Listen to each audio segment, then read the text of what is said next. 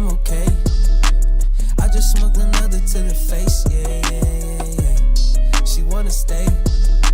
Singing to your bitch like I was Drake, yeah. Don't just try to tell me you love me. Can't keep it real if you really don't trust me. Come with a real, you hip in the front, so you get my meals. I'm gunning for the money, money in the bank. Come on with a dank, scrolling a tank, rolling with the gang. You sitting out on the sideline tripping, I go to the hole with the rock like Pippin. Yeah. I'm okay. Sheila, the Ford family, Brad, Dan, Rod, I mean, all those guys, super instrumental in getting this deal done. And, you know, it's been a really, really fun journey these first 4 years, and I'm really looking forward to being here and, you know, really locking me in. So it's great. And, yeah, it's been a really, really, really fun time of growth and evolution my entire career here, and now we get to keep it going. So, yeah. Hello, everybody, and welcome to the Woodward Heavyweights live on Woodward Sports. Make sure you smash that like button and subscribe to the channel. He is Chris Platte on the desk. Sir. We've got Nick Koloff. We've got the Pistons beat reporter for the network, Brandon Kool-Aid-Dent, filling in for Chris. I am Spencer Raxter, and you all are the beautiful people listening to us. That was Aiden Hutchinson, just showing love. The guy signed a almost $200 million contract. Like, kind of easy to show love when you have $180 million in your pocket, but you love to hear that, and he obviously talks about Sheila and Brad and all of them. Yeah, I mean, that's a guy that looks happy to be locked down. Yeah. That's a guy that looks very happy to be locked down. I'm excited for Hutch. He talked about the evolution there. I'm excited to see what that next step is because, I mean, he is still producing this good and improving and on his rookie contract technically. So, I mean, you still can expect growth despite being the #1 defensive end in the NFL. I mean, it's crazy, man. It's such a great time to be in Detroit, man. It really is. Yeah, Aiden Hutchinson is the man. He's locked down, and he is going to be a Detroit Lion for at least the next 5 years. We've got a lot of to talk about. We've got a lot of audio and video from both Johnny Morton and Kelvin Sheppard. They addressed the media today, so we're going to break down some of their comments. And I did see that Ahmed Hassanin, the rookie out of Boise State, is going to possibly return to the Detroit Lions in the next couple of weeks. So that's good to hear. And all things are a go for the Minnesota Vikings. But first, Cade Cunningham made history last year. Yeah. This Yes, guy was just on an absolute mission. And we have a graphic in there of exactly how Cade Cunningham made history.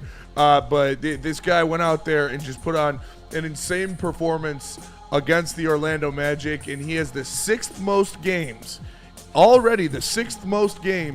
in NBA history with 30-plus points, 10-plus assists, and 0 turnovers. So it was good to see Cade. Say that last part again. Zero turnovers for Cade Cunningham. Okay, because I was told that is a big deal. I was told that is a big deal when it comes to players that have high turnovers. But no, Cade Cunningham, look, talk about Aiden Hutchinson's extension going right into Cade Cunningham. This is the first year of his massive deal, and he is already, as you see there by that graphic, putting up historic numbers. It was a great game. And remember I said there was you know, a lot of faith. I know we're going to get to it, but there was a lot of faith in question.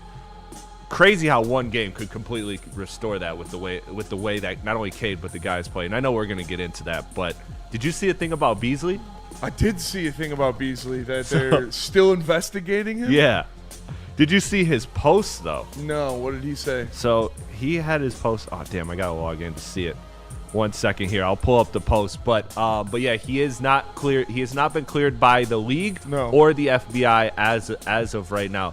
Spencer, while I pull this post up, are you actually expecting Malik Beasley to suit up and play basketball this year? No, I'm not. I don't think it's going to happen at this point. Like we said, if he hasn't even been cleared yet by the FBI, and then the NBA is a whole nother thing. I thought he was cleared. Kool-Aid, have you heard anything else about this Malik Beasley situation? That's the thing. All the noise was coming from his lawyer. His lawyers were releasing things, and it was never coming from the actual feds and investigators. And where it gets interesting is we don't know quite if the NBA cleared him, but there was rhetoric. But what right now is under fire by the feds, the NBA's handling of their own investigation. So you're not going to hear them step out and just say, oh, yeah, Beasley is cleared right now either. Most of the noise was coming from his lawyer trying to get ahead of things and put Beasley in, I guess, a more favorable light. Yeah, and Beasley to kind of go with that made a post on Instagram, and this was 2 days ago. So he had a just hoop is the phrase for it, and it's a wristband, and he said it's becoming my everyday staple. I truly just want to hoop. No training camp to build chemistry off the season we had last year. 42 million gone, jersey number gone, defamation, a divorce, lost my shoe deal, and at that I can't even explain anything yet. That's Oh, and don't let me sign and have one bad game the rest of my career. Lord knows the threats I might receive there. Anyways, it all sounds like a bunch of excuses, but by all means, it's not. I can't sit here and cry about it. Shit only made me stronger. All love. My head's up. When the time comes, I'll be ready. Thankful and extremely happy because at the end of the day, all I want to do is just hoop. So, it doesn't sound good to me. Doesn't sound good. It doesn't sound good. No. That's a lot. That's a lot of talking. That's a lot of excuses to say, hey, I'm just trying to hoop. Well, yeah, maybe you shouldn't have done anything to get the feds to look into you. Yeah. So obviously it's not nothing. He keeps brushing it off like it's nothing, but You gotta be there are ready to federal prosecutors involved. There are federal agents investigating. He was in debt with, thousands and hundreds of thousands of dollars to different people. So I'm not just going to sit here and be like, oh, no, he's going to be fine. No, he's going through some shit right now, and he's probably not going to play this year. Yeah, I wouldn't expect it. As much as I love the combination of Cade Cunningham and Malik Beasley, I do not expect to see that for Detroit. I will continue to reiterate, though, I do think that if Malik Beasley plays basketball in the NBA this year, it is for the Detroit Pistons. I still think they would end up being the runaway favorite if he is cleared. But this is something you don't want to touch if you're the NBA, because this is talk about the ultimate scandal. This is the ultimate scandal. People, everyday people, myself, you, everybody putting money on this game we love called basketball, and for it to be tainted in any way, you just can't have that. You lose complete faith and trust in the people that people that make your business successful. So I think it's something that they're going to have to be really, really cautious about all season. Yeah, I agree. Yeah, I was just gonna just kind of echo those sentiments you're preaching there. This is a situation where the Pistons went effectively all new with their young core, and now you're talking about how close do you want his noise to be with these Pistons who are trying to make sure they can handle the expectations of the first season with actual expectations, the responsibilities of it. So it's a fine line to walk there. We know the skill set he brings, the chemistry, natural chemistry that he already has with Cade Cunningham, and what he would add to this lineup immediately. But you got to think, if there was anything else more down the line and the Pistons sign him, how much more does that pull them into a negative light with this young team that has so much promise? So I want to see Beasley, if he's clear, get out there and hoop, because there's nothing more frustrating than, if you're good to go and you can't go. But like Spinney has said, if you put yourself in certain situations, sometimes, even if it's unfair, you got to deal with whatever comes that way. So it's a tough look, man. It's a tough thing to hear his post, too. It'd be great to see him, but that sounds like a guilty man. Like, Yes. God damn, if I have one bad game, they're going to be coming at me. Like, man, that's tough to hear. I don't think he's ever going to play again. I don't think he's ever going to play again. He said he was going through loss of money, loss of a shoe deal, a divorce, things like that. A lot of those stressors and things like that tend to stem from money issues and possible debt accumulated. Yeah. And we just heard, hearing the FBI has the mob and the NBA in ties. Like, who says that he didn't get into debt with the wrong people, had to get away, had to do something like that's what I think happened with Chauncey. I think Chauncey was in debt from gambling with the mob, and they said, instead of paying us back the millions of dollars you owe us, why don't you just get some guys to come in here and we're going to rip them off? Yeah. And so it could be a similar situation like that. Obviously, there is still so much that is up in the air with Malik Beasley, but it does not sound good. Yeah, and I don't want to make too many questions or ask too many questions, but I do also find it crazy that without signing a new contract, he did remember there was that post. Oh, he cleared his debt with his barber. Oh, he cleared this debt. He cleared that debt. Well, how did you if you didn't bring in any excess money? So, I mean, to me, I don't know. The whole thing just seems tough.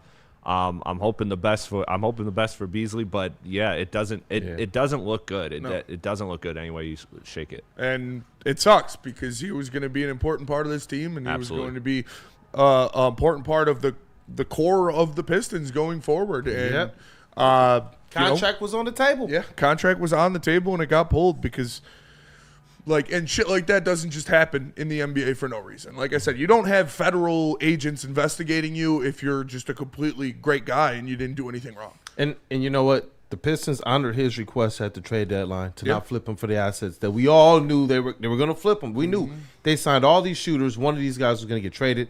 They instead bought into what this chemistry was looking like and what this team could be. And this is why I believe they're not going to double down right now until they know they're in the clear. Because their first investment, you see how it turned out. They got nothing at the trade deadline, and now you can't even go on ahead and sign the guy. So I appreciate Trajan being a little bit more cautious with this. Yeah, nobody in the league or in any professional asset is going to touch Malik Beasley with a 10-foot pole until it comes out that he's cleared by the FBI and by the NBA. So who knows when that's going to happen, if that will happen. I hope it does, and I hope it happens soon so then he can return to the Pistons. But not sounding too great. And outside of Malik Beasley writing a manifesto on his Instagram, Sydney Sweeney broke the internet today. I don't know if you guys we can't even put the pictures up there because it was just Nip City for about a 17-slide show of Sydney Sweeney. It was drafty. Yeah, it was drafty. I'm here for it. Yeah, it was drafty. Nick, what's your expert take on this? Yeah. I mean, just a beautiful lady there. I got nothing else to say on that one. An absolute, just a smoke. You gotta appreciate greatness. As the only single man in the room, I will say those are some primo chest cannons on Sydney Sweeney, man. That's great stuff right there. Needed it on a Thursday before Halloween because I'm gonna get it right up in you. Kind of dull, looking for something to do, something to talk about. Yeah. Boom, Sydney Sweeney tits. Just a great day. Well, speaking of being cleared, Spencer, I love some great I'm gonna throw the lob to you here. Shohei Ohtani, baseball.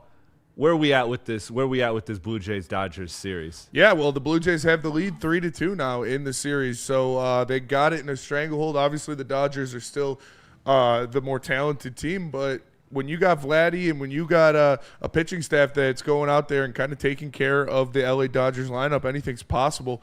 It was an impressive game last night. They jumped on Blake Snell early and hit 2 home runs in the first 3 pitches. So. Yeah, I mean, they got the lead right now, and it's a good story. And Neil did the joke of this young, scrappy Blue Jay team that's only got a $300 million payroll. It's Goliath versus Super Goliath. When you look at this matchup, and it's been a fun series to watch so far. So you're telling me Toronto's about to get their lick back from 2024? They very well could. I mean, I'm not going to count out the Dodgers yet, just because of the star power that they have. I don't know who goes next for them. I would assume it's going to be Yoshi, but that was an impressive win by the Blue Jays last night. Man, I can't wait for the Drake post if the Blue Jays win. Drake did post just in the last game. He posted about the Blue Jays. So if the Blue Jays don't win, then the Drake curse is real. Because I guess he has never talked about them at all this year until last night. Yeah. Jay Beebs out there. Beebs was at the game. Yeah. With Madison Beer, Justin Herbert. Stars are out. Justin Herbert. Shep. And shout out. Obviously Haley. But on this topic real quick, the rookie for the Jays is just an absolute dog. Yeah. I think he broke the strikeout record for rookies in a World Series, which is insane. Also, this is why you pay your franchise player. I don't know if I heard that at all earlier. This is legitimately 500 million reasons why. I'm not saying Scooble's going to get that, and I don't think he deserves 500, but it starts with the 4. This is why you pay your franchise player. It is to stop guys like Vladimir Guerrero Jr. But do you guys remember all of the talk last year as soon as the season ended? Where's Vladdy Jr. going to end up? Is he going to be a Dodger? Is he going to be a Yankee? Is he going to be, a Met? He was none of those things because their franchise, the Blue Jays, stepped up to the plate and paid him $500 million because he is one of the best players in the whole entire world. That's the exact same thing you do with Tarek Skubal. Don't let this guy walk. And It's just flat out unacceptable if they do. That's where I'm at with this. Lessons should be learned from what you're watching in Toronto as they paid their franchise guy and they're about to get a damn World Series. Absolutely. That gets me fired up. It was reported that, they offered him a 4-year, $80 million deal, which is just spit in the face. But we're going to go to break. We're going to come back. Like I said, we have a lot of Lions to get to today, a lot of audio from Johnny Morton and Kelvin Sheppard, including Kelvin Sheppard addressing the situation with the LSU head coaching job. But Chris is on the desk. Kool-Aid was in the house last night. We're going to talk Pistons and their big win over the Orlando Magic coming up next. But first, let me tell you about Planet Fitness. Planet Fitness, the home of the judgment-free zone, where we mean everybody, can get a full-body workout in 30 minutes, and all memberships include fitness training. You get all that for just $15 a month, or you can get the Black Card and get all of the amenities, including access to over 2,500 locations worldwide. Join in Club or online at planetfitness.com. Planet Fitness, where your fitness is essential. Now, Chris, what about Art and Jake's? Let me tell you about Art and Jake's. There's no better place to catch Art and Jake's Sports Bar and Grill. You can catch the best action there, the best food. I mean, look, the heavyweights approve of it. I approve of it. You see it there. 80 wall-to-wall TVs, 22 draft beers, 90-plus menu items, online ordering. And look, you've seen the live streams. You've seen how good of a time it is. And we're going to be doing one again. When's the next one, Spencer? Commanders game. Commanders game, the rematch. Watch the Lions absolutely decimate the Commanders and do it with some good food and some good atmosphere at Art and Jake's. Scan the QR code. Walk into any Lady Jane's Haircuts for Men today. Open 7 days a week. Sit back, relax, and enjoy precision haircut, scalp massage, hot leather neck shave, and hot towel treatment from one of our talented stylists. Step up your game this season and take advantage of our $20 haircut special. Scan the QR code and get your coupon today. Lady Jane's Haircuts for Men, the ultimate haircut experience. Open 7 days a week. Walk-ins always welcome. Lady Jane's Haircuts for Men, it's wicked awesome. No one gives away more cash and prizes than Woodward Sports. You don't believe us? Here's our latest $10,000 winner. You guys posted, hey, if you guess all this stuff right, we'll give it's $10,000. I'm like, okay, well, why the hell not? And the winning doesn't stop there. How about our Outkick Your Coverage winner? I think you won. This guy's got a hot girl. Bigger prizes, bigger giveaways, cash, merch, tickets, and more. All from the biggest sports network in Detroit. No one does it bigger and better than Woodward Sports. Make sure you're following, liking, subscribing on Instagram, Facebook, X, and YouTube for your chances to share in the winning. From Detroit's #1 sports network, Woodward Sports. Massage Chair House, if you're looking to secrets upgrade. What's not a secret is Massage Chair House having the best chairs in the game. Spencer, the new one. The Osaki Platinum. The Osaki Platinum. Fake it hands. looked great. It looked great. I almost didn't want to bother you when I walked in, but I still had to bother you. It looks awesome. Check them out if you're looking to upgrade your game. Bloomfield Hills, Michigan, largest massage chair showroom in the Midwest. Top brands like Affinity and the mentioned Osaki, located near the corner of Woodward and Long Lake Road. Experience luxury comfort with Dr. Eric Duncan, the wellness doctor, creator of the top YouTube massage chair review channel. Book a visit at www.massagechairhouse.com or scan the QR code. Your ultimate ticket to recovery and relaxation.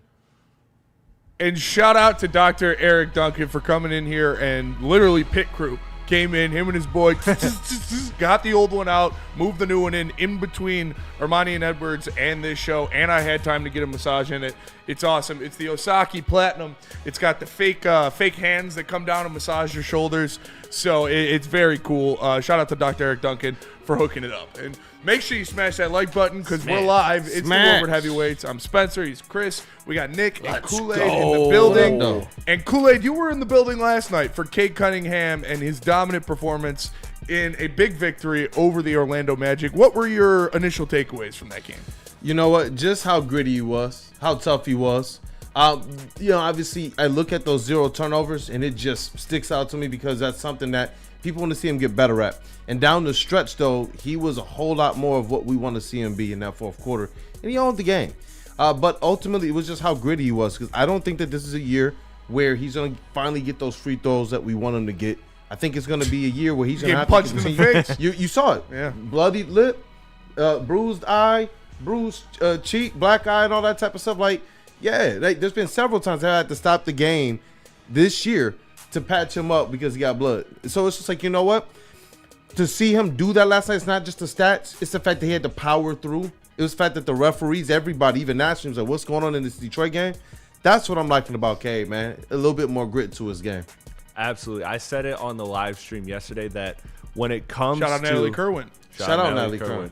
When it came to this game, the Pistons, Cade Cunningham needs to be aggressive. He needs to be the score-first player in this. When he has that attack mentality, this team is much better off because Cade is an unselfish player. He will pass. And I know he likes to pick his spots of when to attack and when to defer. But I want Cade on attack mode because I think that is the best Cade Cunningham because, truthfully, this offense, especially while you're missing Ivy, especially while you're getting LeVert and all these other new pieces acclimated to the system, I think you need Cade Cunningham to be looking to score first and then allowing the others to score. And I think you saw that with Cade Cunningham, and that to me was a big difference. Besides the other thing that goes into Cade's no turnovers, this is the first time they won the turnover battle all season. So that's huge because you got to shoot the ball well, and you gotta value the rock. And they just weren't valuing the rock. And now they've done that. They shot well. And look, anytime you get 3 of 8 from Ron and Asar from 3, you take that. Yeah. You take that to the bank. For sure. And I agree with what you said, Chris. It's not just that this is like a good Cade Cunningham game or the best way for Cade Cunningham. It's what he needs to do, especially with Jaden Ivey out. You need to be that aggressive scorer. You need to be the guy that's going to go out there, get the team going early, get some buckets in. Like, I know you want to set some guys up early. You want to get the mojo flowing around. But the most important thing for anybody on this team is to see the ball go through the hoop, and you're the guy that can do that better than anybody else on this team. So go out there, get your buckets, be aggressive, and then work off of that. Cade likes to pass to get to a shot, but now with the way this team's made up, with the lack of shooting, without Jaden Ivey as a rim runner out there, he needs to score to set up his assists, because once he starts scoring, it'll collapse the defense, then you kick it out for open shots. And that's what he was doing last night, and I love to see it. That has been one of the things I've definitely yelled for a minute, is for Cade to go out there and be that guy, not that's probing to set up other players, but be the guy that if all the gravity is going to be on you, put yourself in a position where you have to pass because someone is just that wide open. Yeah. When you saw him last night, dude, is aggressively get to his spots and not wait for the double team. And that, to me, is what I ultimately love, is that level of aggressiveness, that level of awareness. It just seemed like their moves, even during in the paint, seemed like they were much more quicker getting into things with a level of composure that still allowed them to finish at a high clip. Yeah. And he was the alpha. After he came back with a black eye, he had something to prove, it felt like. He was disrespected. He came out pissed off. Cade seems like such a chill, laid-back, nice guy. After he got smacked in the face, right in the eye, black eye Cade came out, this dude was pissed off and disrespected, and he played like it. I want to see the angry alpha Cade from start to finish. This team's been getting beat down in the first quarter. I need to see Cade come out and be a goddamn pit bull out there, ready to roll, ready to go into the paint, ready to get those and ones like he did last night when he was succeeding, Chris. Yeah, he was absolutely an alpha, but you know who else was an alpha? Tobias Harris. Shout out. What he did to Paolo was great because everybody talked about Paolo versus Cade, who's the better number 1 overall pick. No, Paolo had a different rivalry last night. He couldn't even beat Tobias Harris. Cade established himself a level above everybody in that game. Franz, Paolo, whoever you want to name. Cade was simply him.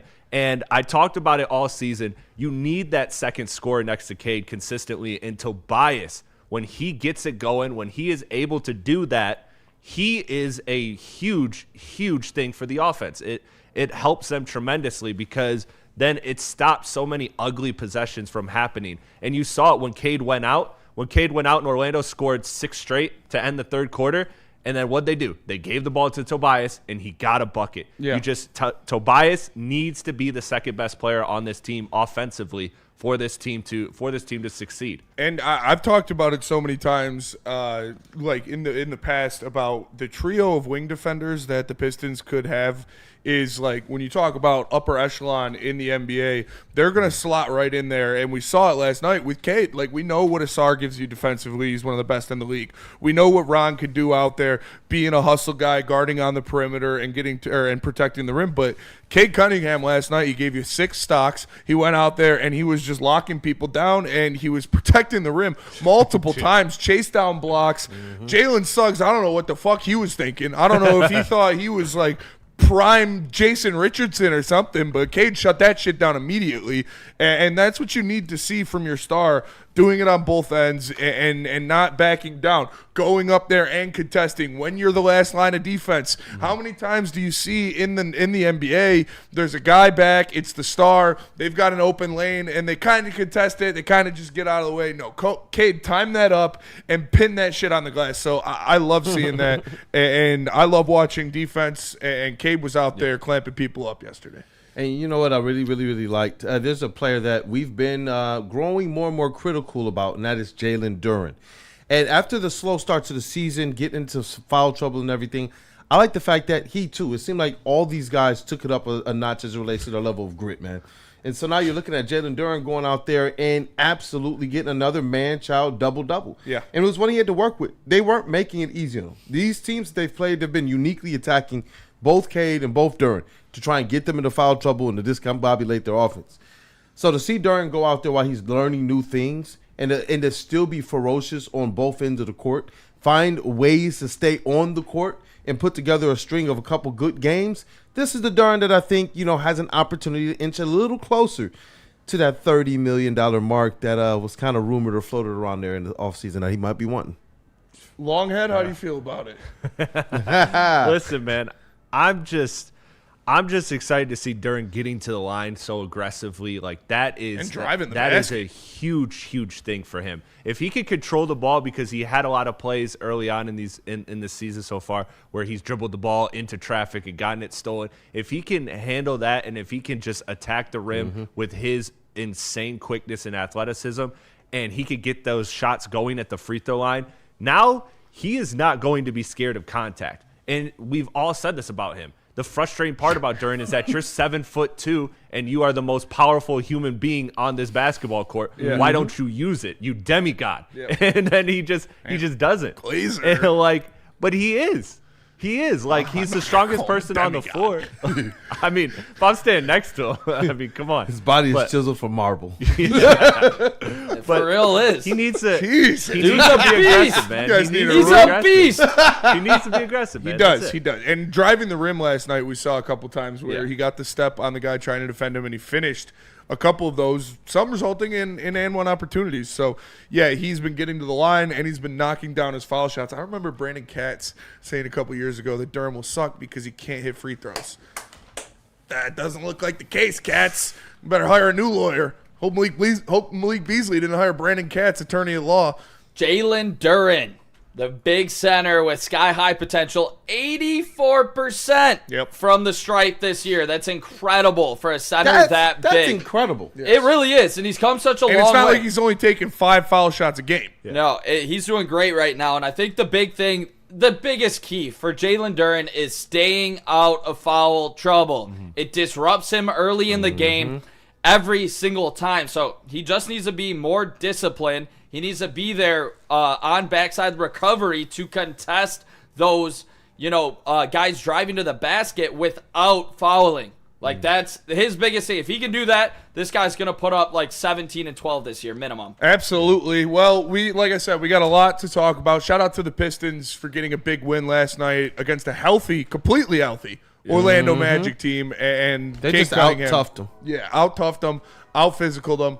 Also, Paulo Banchero, public enemy number 1 right now. He was mad shit talking Tobias Harris. Yeah, That was crazy talk. And then he missed both free throws. Yeah. Let the seconds fight. I'm not worried about that. Cade's at the top. I'm not worried about that. Yeah, that's true. Paulo John with the number 2 guy on the Pistons team, and then bricking both free throws. Yeah. I like that. Franz was the number 1 for them last night. Not a great look, but we're going to go to break. We're going to come back. We got a lot of Lions to get to. Johnny Morton and Kelvin Sheppard both hit the podium today and had a lot of interesting things to say. But first, let me tell you about Sharon's. Sharon's Heating and Air Conditioning. They've been family owned and operated since 1981. And if you're a DTE customer, you can get a free furnace tune-up. All you got to do is go to SharonsHeating.com, schedule them. They'll do it for you. Scan the QR code. Like I said, family owned since 81. It's Sharon's Heating and Air Conditioning. What about Wicked Pickle, Nick? Looking for the ultimate pickleball experience? Check out Wicked Pickle, Metro Detroit's hottest indoor pickleball spot with 10 climate-controlled courts, daily open play for all levels, and a chill lounge with TVs, ping pong, and cold drinks. Throwing a party or a team event, they host groups from 10 to 200. Don't miss the APA Michigan Gold Cup, November 22nd to 23rd. Sign up at pickleballtournaments.com and mark your calendars for the Woodward Sports Pickleball Party, January 9th. Details coming soon. We don't like to brag that we are the toughest sports network in Detroit, but we do have a guy named Darren McCarty on our side. Woodward Sports. How do people feel about getting a Planet Fitness membership for $15 a month?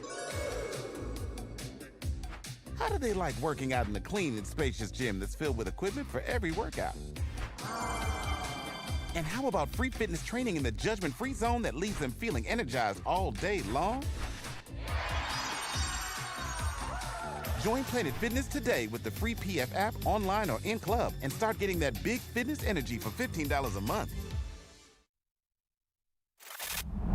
Love Woodward Sports? Love wearing clothes? Then you should be wearing Woodward Sports clothes. Check out our full line of merch at woodwardsports.com. Just click on Shop. We have all your favorite designs, like Dan Campbell kneecaps, Woodward Golf, and of course, our own logoed out merchandise. Men, women, infants, kids all love Woodward Sports. Impress your friends. Impress your boss. Impress your dog. Buy Woodward Sports merch today.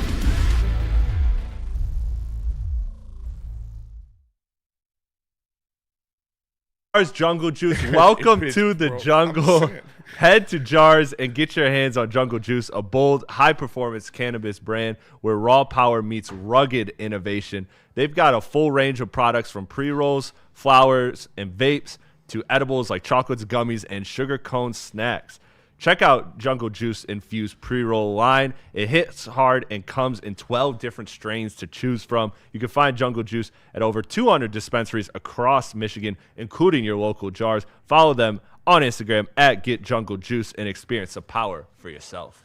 I'm just saying, I got a mild OCD, and Chris's presets are like a fucking teenager's closet. There's 700 dead ad reads in there. It still had like Chili Peppers tanning in there. I was like, dude, what the fuck are we doing? Yeah, Alto is still in there. No, that's the one thing I don't clear out. Like, I'll clear out, like, every week I'll clear out make sure the videos and stuff are good and all that. And, like, I don't have graphics I don't need, whatever. But the one thing I never do is I never clear out the old live reads. Yeah, there's a million. There's a lot of check it outs in there. I cleared a shit ton of them out the last time I did it. But we've check it out. Speaking of clearing things out. Yeah. We got to clear the air here. Jamison Williams has been under a lot of fire from fan base, and rightfully so or not. You know, he got paid, and then people don't think that they're good enough, or he's good enough, or whatever it is. But Johnny Morton came out, and he talked about Jamison Williams and his lack of production so far this year for the Detroit Lions. And here's what the offensive coordinator of the Detroit Lions had to say. I'm not going to let you know that, but yeah. I looked at everything as far as that. I'm going to do a better job with that. But there has been opportunities where it just didn't happen. You know what I'm saying? It's not like we ain't going to try to target him. So that was the biggest thing. So I looked at everything, and I failed him. That's what I told him. You know what I mean? I have to do a better job with that. But it's a two-way street. You know what I'm saying? So we were definitely looked at that. How's he responded, though, as far he's as great. like? Listen, man, this guy, he's awesome. He doesn't say anything. He just goes and plays. Like I said, I wouldn't fault you if you're pissed at me. You know what I mean? And because I've coached that position. I played that position, you know what I mean? And I know he works too hard. But, you know, we got to make sure that we're going out and doing the right thing, the right techniques and this and that. It's not just him, it's everybody, you know what I mean? When did you guys have that conversation, and just what was J-Mo's reaction to the things that you shared? He was great. He was great. He was, "Hey, don't sweat it, you know what I mean? I'm like, listen, man, I'm going to do a better job. That's my job during the bye week, you know, because I stayed here, and that was my job in third down to really study that and just create how do I get him open, you know what I'm saying? Because there's a lot of, especially on third down, they're doubling Saint, they're doubling him. There's a lot of stuff that's going on. So I have to be creative. I have to go in the archives, you know, to try to get these guys open better. That was Johnny Morton talking about Jameson Williams' lack of production in the Detroit Lions offense so far. And I loved it. I mean, that's a leader of men. That is a coach walking up to the podium and saying, don't go at J-Mo with this stuff. Stop talking about it. It's my fault. I failed him. I need to do better to get him involved more. But also saying, listen up, idiots. We're not just going to throw him the ball just to throw him the ball. He said if they're playing cover 2 high shell, if he is double teamed, if it's not there, they're not just going to chuck it up to him just to chuck it up to him. He also went on to say in this presser that Jared Goff has been making the right reads. Jared Goff has been making the right decisions. And if it's not open or if the pass rush is getting to him, it's not just wait for it to happen and throw it up there. No, it's check the ball down and get what you can. So it's a little bit of everything. Does Johnny Morton's play calling need to be better? Yes. Does the offensive line's protection on Jared Goff need to be better so they can have those deep breaking routes? Yes. Does Jameson Williams need to be a little bit better and when he gets the opportunities not drop a ball? Yes. So it's been a perfect storm of bad situations to have Jameson Williams kind of fall down in the pecking order of the Detroit Lions offense so far this season, but they've been working it out. They have gone into the bye week and made sure that they will do things to put him in situations where he can best have success. And in all of this, the Detroit Lions are still averaging 30 points per game. They're still one of the most elite offenses in the NFL, and they're still 5-2 on the season. So these things will work themselves out, and it's a combination of things to really get the production that you want out of Jameson Williams, even though the offense is still top 3 in the National Football League. You know, this is what I loved about it is that you remember when he had that clip about the Packers game, right? And he's like, man, I don't want to talk about the Packers anymore. Yeah. And I was like, well, buddy, it's kind of your job, and the offense looked pretty bad. So you kind of got to address this. And this was a much better response. This was a response, like you said, it was all on him. He was taking a lot of the accountability for it. And yeah, I love to see that. I'm not worried about it. I saw what J-Mo said. J-Mo doesn't look too concerned at all. He's already been extended. And look, he's been saying this stuff for the last 1.5 to 2 years now. He's been saying when everybody's been trying to project this problem on J-Mo that he's this selfish diva, he's been the one saying, I got to do what I got to do to help the team win. I don't care as long as we're winning. And he's been saying that consistently for 2 years. So either it's a damn good acting job and a lie, or it's really the truth, and that is what he is, and that is what this Lions locker room is, and I'm betting on the latter when it comes to that. And before we get to Nick and Kool-Aid, we've got a Jameson Williams clip that I want to follow right off of that, him talking about the routes and the catches and the production and things like that. But he did say when Jameson Williams said when he met with the reporters that those stories that he had that everybody was trying to blow up had nothing to do with football. And like he has said before, he's not worried about his target share. Here's what J-Mo had to say. We spoke to Johnny Mo this morning. He's kind of just saying that he talked to you, during the bye week about potentially getting you the ball more and just show professionalism in that situation, man. Just talk about him, man. He was just saying he even thought that he failed you in a sense. Just talk about him as speaking up on your behalf and trying to get you involved a little more as well in this back end of the season.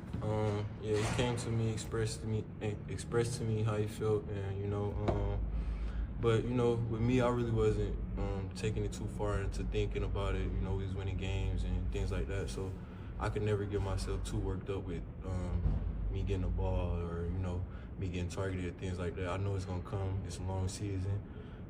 We're a team that make it into the playoffs, so I knew things like that was gonna come. Me and him talked on the field yesterday before practice, and we just got to understand how we're gonna move forward, and that's the best thing about it, I think. You've been the man since Little League. I mean, just literally just playing and getting targets, man. Where did you learn that from? Or have you leaned on anybody, or just that putting the team first? I learned that probably from Teddy. When Teddy came around, things wasn't going my way, and you know, he just told me to stay focused and, you know, keep moving forward. The life we live is different from others, and others want to be in the spot we in, so, you know, we can never take it for granted or, you know, get too worked up on ourselves about mishaps or when things not going right. You know, you just got to keep going until eventually it's going to get right. What's it mean to have a coach say it? Shout out Eric Woodyard of ESPN Lions reporter there. Great clip of Jameson Williams. And I think the thing that stands out to me about Jameson Williams is he's never going to be A.J. Brown up there complaining for the football. And I think this is telling of just how big this culture has shifted and how much weight they have on just winning ball games. They would not have re-signed Jameson Williams if he had the mentality of A.J. Brown. That's flat out what it is. And I think Jameson Williams, I think everybody overreacts, and I have a tendency to do it sometimes as well. It's because how ugly it looks sometimes with Jared Goff and them not being on the same page. You know, it's not just a ball that just is like simply placed maybe a couple of yards out of his reach. It's that they're not on the same page with some of the reads that, you know, it could be an option on when he gets past the cornerback and there's a safety coming down and they're just not on the same page of which way he's going. Is he going straight or is he going to the post? You know, so I think that's just the thing I want to see worked on. Because if you think about a guy like St. Brown, he has an 82%, you know, completion percentage when targeted compared to Jameson Williams, where it's 56.7%. And I know Jameson Williams goes deep a lot more, so it is going to be lower. But you do want to see that number climb towards 65, 70%, because at times it seems like Jared Goff and Jameson Williams aren't on the same page in their routes. But it's not like, you know, at times it does look like it's almost force-fed when he's trying to go to him late in games. Like I think about the last home game when it just looks bad at times. So I think that's why everybody overreacts. And you think about St. Brown with his 82%, Sam Laporta with his 80%, and then Jameson Williams with his 56.5%. So it's just, you want to see it get a little bit more clean in terms of Jared Goff and Jameson Williams on those reads when he is making a, you know, when it's not just a set route. I think you've seen that with Laporta and St. Brown, that they are literally on the same page at all times. You just want to see Jameson Williams get to that same page. Kool-Aid, final word on J-Mo? Yeah, definitely. You know, last year they had these same type of media briefings with another player. His name was Sam Laporta. I believe that teams, when you put yourself on the map, what do we see with Cade Cunningham? That man's getting double, triple, and quadruple team out the gate. They full court pressing the Pistons. It's like, what are we doing? You got Jameson Williams, who he had some flashes one year. People said, but can Goff get him the ball? And then what did he do? He went out there and he put up the 1,000 yards. Now defenses are going to adjust to your offense and what worked last year. Sam Laporta was like, look, we're eating. So our offense is historic. And I think that that's the type of identity that J-Mo also has too. When you look at the stats this year where J-Mo is down, Sam Laporta already almost has, he has 29 receptions. He had 60 all of last year. He's almost at half his receptions of last year. He's almost at half the yards he had last year too. And he already has a couple touchdowns. So I think that it's not necessarily I do believe I want to see them get on the same page, because I do believe that can help them too. But I do believe it's about how you play through this extra attention. Now that you're the man, you got the bag, you got put on the map, you got the 1,000 yards, you can be used in all types of ways. The Lions are saying you're going to be a weapon, and I do believe that really is what he's going to have to learn. So I think second half of the season we'll see a Jameson Williams who's better responding to how they're probably defending him and the different looks that he's getting. It's no longer just streaking down the field and he passed one safe. Now it's like he's getting some pretty bold attention. Absolutely. Yeah. Absolutely. And the Lions offense has not been, even though it's top 3 in the league, which is weird to say, it has not been fluid all season. And they've struggled in a couple ranges, and they struggle on third down. And we've got Johnny Morton talking about that coming up next. But first, let me tell you about Loom Cannabis. Listen, go to Loom.com to find a store near you. Loom Cannabis, they've got a ton of exclusive products. They're very cool, like their Buzz and Drink, 7.5 milligrams THC in a can, wrapped in bubbles. Go to Loom.com. Make sure you use promo code WSN30 to get 30% off your order. It's Loom Cannabis.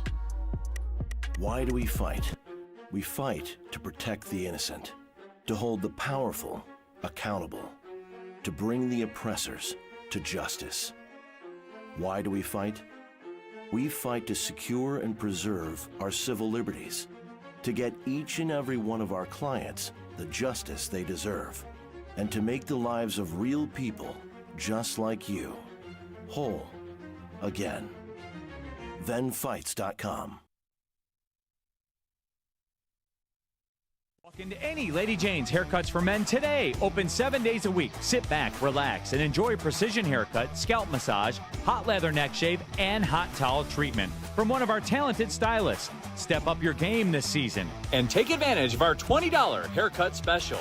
Scan the QR code and get your coupon today. Lady Jane's Haircuts for Men, the ultimate haircut experience. Open 7 days a week. Walk-ins always welcome. Lady Jane's Haircuts for Men, it's wicked awesome. A ton of fun, a ton of sports, and a ton of man-meat. Welcome to the Woodward Heavyweights, live daily 5 to 7 p.m. on Woodward Sports. Detroit has the best sports fans in the world. That's why they deserve the best sports coverage in the world. We are the Woodward Sports Network. Buddy's Pizza, original Detroit-style pizza since 1946. Easy was just entering high school back then. Look at that. You see the beautiful food, and you can also get this beautiful food with a beautiful discount. Save 10% on your entire order using promo code 10meal at buddiespizza.com. Look, it's a Detroit Institute. You saw it, people flying from across the world to have Buddy's Pizza. That's how legendary it is. So make sure you get some for yourself and use that promo code 10meal. What up, though, everybody, and welcome to the Woodward Heavyweights live on Woodward Sports. Make sure you smash that like button and subscribe to the channel. He is Chris Platte. We've got Nick Koloff, Brandon Kool-Aid-Dent. Hey, I am Spencer Raxter. We are the Woodward Heavyweights. We've been talking Lions and Michigander 12-12 with the super chat in there. He says, J-Mo getting doubled opens everyone else up. Absolutely, it does. You heard Johnny Morton say, well, not in that clip, but in that press conference, if you listen to it, he said that, he's not just going to throw it up to him when they're playing cover 2 shell the whole time. So if you have to keep a safety high over top of J-Mo, which you have to at all times, it's going to allow other guys to get one-on-one opportunities. But two safeties or not, the Lions offense has been struggling on third down. They've yet to complete a 3rd and 10 plus so far this season. And Johnny Morton talked about that today. Here's what he had to say about their third down offense. On those plays, scheming those plays up in particular? Listen, I looked at all the third downs, and I put, okay, why did it happen, okay? And it's a collective reason that we're not having results on certain times, okay? And it's just, what it boils down to is just execution. I know everybody says that, but really that's what it is. Because there might be a guy open, we didn't pick it up right, or somebody got beat, or we dropped the ball. It's all these things. It's all collectively. Or it was a bad call on my part, you know what I'm saying? That was the biggest thing that I took from it. Because if you take some of that stuff away, even the last game, there was a couple opportunities, man. We could have had some big plays. And it just didn't happen. So that the scheme of things, that's what I was like, man, what are we doing wrong here? It wasn't that. It was just like, man, collectively, when we do things right, pretty damn good. So that was the biggest thing that I took from it. And I went back and watched every single one of the third downs last year that, Detroit ran last year. And it's the same type of concept. I mean, in my mind, that's kind of the stuff I've been doing. I want to run the same type of concepts, and I got to dress it up with formations here and there and find ways to get guys off. But we have to do it collectively, okay, as a group. It's just not one individual. It's collectively where we're breaking down, and sometimes we're getting beat at critical times. You know what I mean? It happened in the Kansas City game. We had a chance to hit J-Mo for a big old play on third down, and we got beat, So that's what's going on third down. And then sometimes, third and long and things, we're in 4 down. I'm trying to get the 4th and 2, and you know what I mean? And sometimes the calls is not try to get the first down sometimes, and that happens sometimes when you look at it. So that's kind of what's going on. I feel good where we're at. right now. But we just put the third down package in. I feel really good. We have to be prepared for everything with Flores. So it's all about the protection up front. That's the number one thing we got, because it doesn't matter about all the plays. And a lot there from Johnny Morton. I love what I'm hearing out of him coming out of this bye week. It sounds like he spent a lot of time looking at the very few things that this Detroit Lions offense is not doing well and trying to come up with plans, schemes, and different ways to make those mishaps or those lapses and fill those and just complete this offense. And one of them is on third down. And I saw Xavier D talk about third and long too many of the times, and that is definitely a factor when you can't run the ball efficiently on first or second down and you're behind the sticks. It just makes everything more difficult. But I do look at the offensive line in that, because when he talked about the protection on third and long to give Jared Goff time to read a defense, and then running the ball early in the game is on the offensive line as well. So I believe once we see more of that, once we see more cemented run blocking and fluid run blocking, then we'll see that third down percentage start to tick up, because you won't be looking at 3rd and 7, 3rd and 8, 3rd and 9. It'll be more like 3rd and 2, 3rd and 3, and then you have a lot more of a playbook to open up to. Yeah, I mean, he even said, I'd be happy to get to 4th and 2. I'd be happy to get to 4th and 2, but a lot of times we're not even able to get there. So to me, it's a flat-out issue when statistically you have the exact same number of third down conversions as the Tennessee Titans, who are led by a rookie quarterback. Yeah. So that is, as high-powered and as great as this offense is, 30-plus points per game, all of that stuff, great. But you need to convert on third down. You need to, because you are just continuously putting yourself in bad situations with that. And I think they will. I think they will correct it. I think a lot of this is just a connection issue. I think you need to be connected, You just need to be connected. So, and once you get that connectivity between your offense, you will cook. I promise you. Everything he said is completely fixable. Is there anybody, Nick, do you think there's anything in there that is a sign of trouble that, we're not going to be able to right this ship? Nothing that he said specifically. I just don't know if it's going to be as of the quality of years past, because you think about your left guard, your center, and your right guard all being new pieces basically at those positions, compared to having the Pro Bowl and the Hall of Fame center, the Pro Bowl right guard in Zeitler, Hall of Fame center, in Frank Ragnow, where you're not getting that push like you're used to seeing from the Detroit Lions of last year. I think that is just a flat out, it's going to be hard to replicate that until these guys have more and more reps behind them. Mahogany, Ratledge, at right guard. So I think just not having that push in the middle, it makes life so much easier, not just on your running game, but for Jared Goff to know that he has those two vets who have played hundreds and hundreds of games between Ragnow and Zeitler. He doesn't have that right now, and Graham's been doing pretty well, but, Graham Glasgow isn't Frank Ragnow, and it's not fair to expect him to be that. So I was expecting a little bit of a drop-off. You're seeing a little bit of a drop-off, but I believe they can get it up to a level by the end of the year that is Super Bowl, caliber, after these guys just get more and more reps together. And that's what you're going to need to see them continue to grow week by week. And they've played some good defenses with Green Bay and obviously Kansas City. So just for them to keep on getting tested, and they will. You're going into Philly in a few weeks here. So if you're not ready for Jalen Carter or Jordan Davis, I don't know what you're going to be ready for. So it's going to be a great test coming up, and even the Commanders. So I'm excited to see how this young offensive line, even the Vikings this Sunday. So let's see how this young O-line progresses on the guard spots. Can they get the push in the interior where it makes life easier for David Montgomery, for Jahmyr Gibbs, and, put Goff in a position where he trusts the pass protection, where he can sit back and find Sam Laporta, find St. Brown like he's continued to do to pick up those big third downs. Absolutely. And that's what I loved about Johnny Morton is he didn't say, this guy needs to be better. Everybody needs to be better. Goff needs to have better recognition. The receivers need to do a better job of getting open. The offensive line needs to do a better job of pass protection. He needs to do a better job of play calling and scheming guys open. So it really seems like he has been digging in this bye week. I expect this Lions offense to look better than it has all season against the Minnesota Vikings. Yeah, absolutely, man. Like, I think that the Detroit Lions, just like last year, you go back to the first 4, 5, 6 weeks of the season, I believe every year there's chemistry that's going to be needed to be developed. It just is how it is, especially when you're talking about the way that the Lions utilize preseason or the lack thereof. So there's already going to be this notion of their timing that needs to get down. And last year, Dan Campbell said it's all correctable.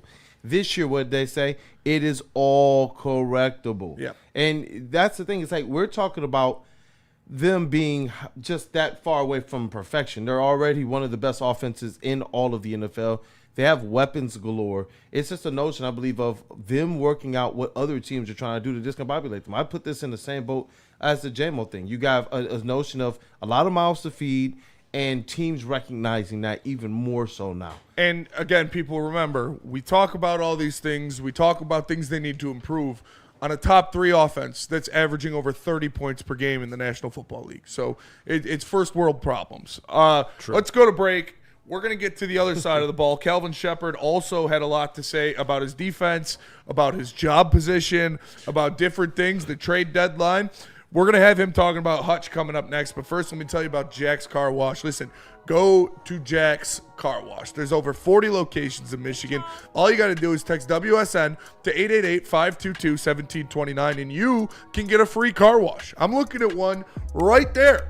I'm going to get a car wash when I leave work today. You can do that too for free on Woodward Sports. Just text WSN to 888-522-1729. It's Jack's Car Wash. Congratulations to the real Coach of the Year, Motor City Dan Campbell. Just put your head down and go to work. It's about to be fun, man. It's about to be fun. Woodward Sports.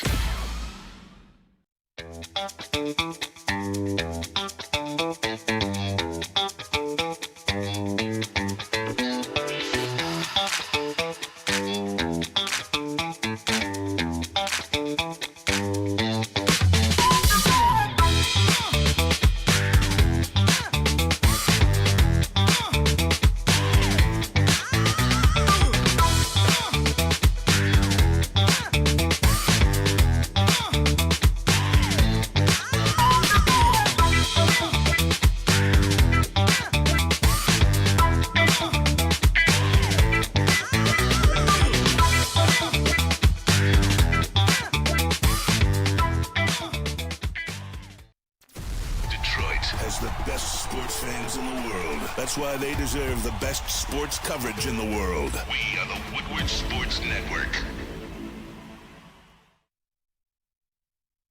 Jane's Haircuts for Men open 7 days a week. Walk-ins are always welcome. Stop in, sit down, relax, get an award-winning haircut from one of our lovely, talented stylists. You can get a hot leather neck shave, a scalp massage, a hot towel treatment, all that wrapped into one in the King's treatment. Lady Jane's Haircuts for Men open 7 days a week. It's wicked awesome.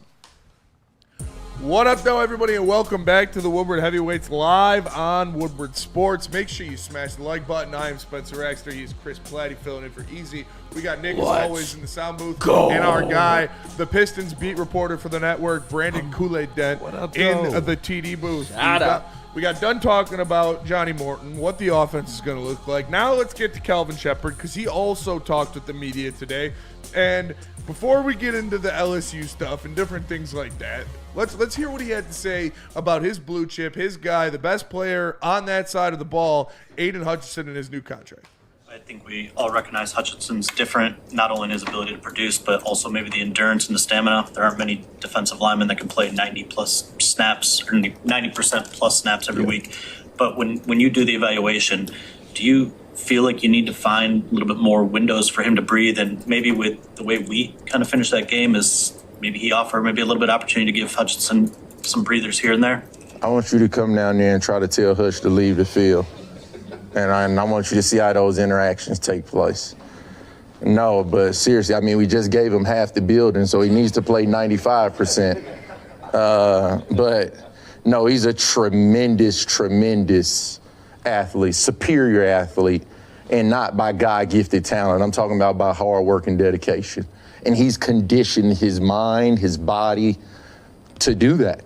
And again, you try to pull Hutch off the field, and there's not going to, and I want that. It's not disrespectful. He's never, why are y'all taking me out? It's, I want to be out there, because that may be the one play that changes the outcome of the game. But it is a time and place. It's a long season. We plan on playing 20, 21 games this year, however that shakes out. So we do have to be kind of conscious of that. But at the same time, I mean, if he can handle it, why take anything off of him if he's handling it well? And first of all, Chris, you said it. Like, I fucking love Shep, dude. He is the man. And you heard him, obviously, a lighthearted jab there. You gave Hutch half the building with the insane contract that he just signed. But I wholeheartedly agree with him. Like, we had that argument a couple years ago with Hutch. We were like, if you look at all of these top-tier edge rushers and their snap percentages, all of them are at, like, 85 to 90% at most, and you see how effective they are, and Hutch is sitting around 98, 99% of the snaps. But we saw it. We literally saw it in the Buccaneers game when Aiden Hutchinson was playing 8 pass rushing snaps in a row because the Bucs were down 20 and they had to throw, and they was like, I got one more. That man doesn't want to come off the field. Try to get a guy that's 6'7", 300 pounds of just pure muscle off of the field. I wouldn't want to tell him that either. If he says, no, I'm not coming off the field, then no, he's not. Is he the anti-Tarek Skubal to that crowd? Like, whatever you want to say, but I love seeing Aiden Hutchinson out there and making plays. And, yeah, he is so important for everything that he does. It's not just rushing the passer. It's stopping the run. It's getting in pass lanes. It's being disruptive, creating turnovers. And you want him out on the field for the majority of the game. So if he's good to go, if he's producing, if it's not hindering him, if there's no injury concerns, yeah, he should be out there for a vast majority of the game. Yeah, and that's the thing. It'd be one thing if you could point to a string of injuries that you could correlate to just wear and tear, but no, the Hutch injury that happened was complete one-of-one fluke. Like, there's nothing there data-wise that suggests that Hutch is overworking himself. And he went as far as to Shep say particularly that Hutch has trained for this. Hutch has built for this. This is the type of person and player he wants to be. And so, yes, he is leading. He is leading by all counts in terms of snaps per game. And he's over second place Micah Parsons. But I think that Hutch, look, the place and the way that he plays, I think, like you said, it's just he brings too many things to the table to want to take him off. And if he is going to bring that level of consistent production with that, why wouldn't you just give him all of these reps until data shows me otherwise? If data shows me, okay, this guy's wearing down and he's not as fresh in February as he is in September, nothing's seen that. We've seen Aiden Hutchinson in the playoffs. He's looked fine in the playoffs. He looked very good in that conference championship game, right? Like, I don't see any type of correlation with that. So to me, I'm not worried about it, especially Shep's not worried about it. And yeah, I love what Shep said, man. He's awesome, man. And real quick before we get to Nick, like, I understand, Tyrus Wheat, great game. They had a sack and a half, had a forced fumble, took advantage of the opportunity. One of them was a trip, but listen, they didn't call it, so it doesn't matter. There is not a single situation in any God-given athletic ability, especially the sport of football, that I'd rather have Tyrus Wheat out there than Aiden Hutchinson. I don't care if Hutch has 2 broken legs and his arms cut off. I'd rather have him out there than Tyrus Wheat. No disrespect to Tyrus Wheat. That is just the level of player that Aiden Hutchinson is. Aiden Hutchinson doesn't quit. I mean, just flat out. He has the highest motor and is just a highly skilled player where you just heard Shep, right? Yeah, good luck. Good luck pulling him out of there. It's like, a pitcher that doesn't want to come off the mound, Aiden Hutchinson is phenomenal, not just on the field, but like off the field with his mindset. Such a great leader. Like, that's how it's done right there. And Shep backing him up, half of the building is his now. I just love to hear how tight that this group is. And you're never going to take Aiden Hutchinson off of the field. You truly are not, unless he is legitimately asking to get off of the field, which I don't think he would ever do. So it's great to see that this team is so, like, on the same page. And I think Aiden Hutchinson and Kelvin Sheppard, it's just great to see those two guys, because I can only imagine how much those practices that they get into each other, just how, like, those guys are just 100% go, aggressive, like love the craft of football. I could only wish to be a fly on the wall and fly at the Lions practice. I think we're expecting a massive game out of Aiden Hutchinson after we just got paid. I agree. And we talk about like the little things that he puts in the bag. This is a division game. This is a Vikings team that he likes to beat up on. This is a fan base that talks shit about him. And he sees those things. And he's going up against J.J. McCarthy, his former teammate. So, yeah, I think Hutch is going to go there and take care of business because he's just too good, too relentless, and too talented to be held down for too long. And he's going to be playing 95% of the snaps, so you better believe that he's going to get his. Yeah, look, there's a reason he's a favorite for DPOY candidate is because he is somebody that is going to get the reps and match the production every which way. Spencer, I know we talked about last night. We didn't put it on the prep sheet. Can I have Nick ask his question? While we're on Hutch, just while we got a couple minutes here about the prediction he made about Hutch with his contract extension. Oh yeah, from yesterday. I don't. When I asked yesterday, but yeah. Yeah, about particularly what will happen for the Lions during Hutchinson's contract extension. Yeah. I said yesterday, first one on the network, wanted to be very known and clear. Aiden Hutchinson, he started his career 9-8, continued to have a winning season and another winning season. Will he be the first Detroit Lion ever to have a winning season throughout his entire Detroit Lion career?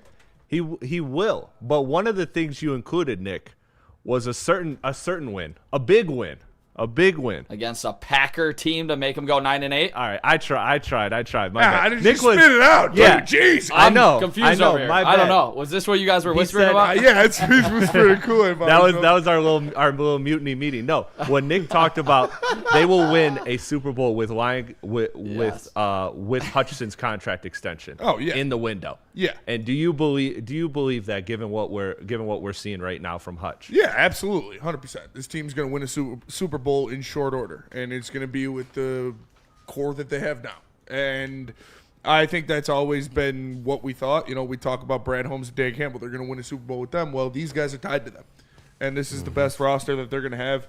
You never know. They could just keep drafting first-team All-Pros and stuff like that, and it gets even better. But, I think that they're going to win the Super Bowl in short order, and I think they got a good chance of doing it this season.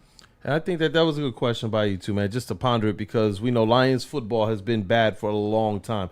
One of my greatest memories in Lions football history, I got memories from my parents and such, but with our Woodward family, was watching Spinney the night that they finally won that game. Yeah. And he was like, bro, I'm literally a grown man, and it's just happened.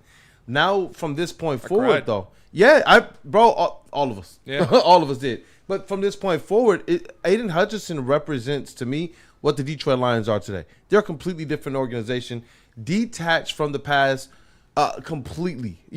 Was there previous fandom? Sure. The comeback that you saw him have, the fight that you saw him have, when we saw him on the treadmill early, when we saw him in the pool walking early, when there was reports that, this guy wants, if they make the Super Bowl, he wants to be on the field. To me, I think that Super Bowl, there's nothing that's going to be able to stand in this guy's way as it relates to getting to a Super Bowl. And you know what? Good on the Ford family. Good on the ownership. Good on everybody he thanked at the beginning of his press conference for finally getting it right. Because we've had how many deserving players come through here. Now we finally get an opportunity to see our guys get paid and actually have an opportunity to win a Super Bowl. So I'm ecstatic about it all, man. 3-1-3 Kurt. It's like 10 players on the roster you can say that about, though. Buddy, Aiden Hutchinson was drafted first in 2022 when they went 9-8. Yeah, he's on the State Farm commercials. Yes, he's on he's partying with whatever commercials else that he's on. He is the face of your franchise. Yeah. He's the homegrown guy, the Michigan guy.